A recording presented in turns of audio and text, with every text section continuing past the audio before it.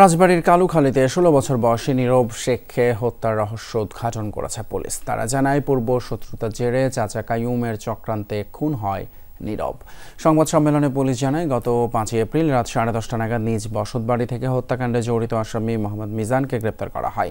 জিজ্ঞাসাবাদে সে জানায়, নীরবের বাবার চাচাতো ভাই নেহাত শেখ এবং কাইয়ুম শেখের মধ্যে বালু উত্তোলন নিয়ে দ্বন্দ্ব ছিল। এই সময় নীরবের বাবা নেহাদের পক্ষ নেয়, আর প্রতিশোধ নিতেই চাচা কাইয়ুম নীরবকে অপহরণ করে হত্যা করে। গত 20 মার্চ রাজবাড়ী কালুখালীর মাধবপুর এলাকা থেকে খোঁজ হয় নীরব।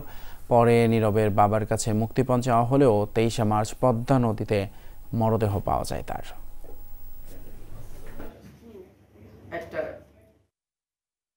মিজানই ডেকে নিয়ে যায় কাইয়ুমকে, এই নীরবকে নদীর পাড়ে। তো সেখানে যাওয়ার পর কাইয়ুম পিছনে পিছনে আসে এবং কাইয়ুম গলায় ওড়না পেঁচিয়ে নীরবকে শ্বাসরোধ করে হত্যা করে।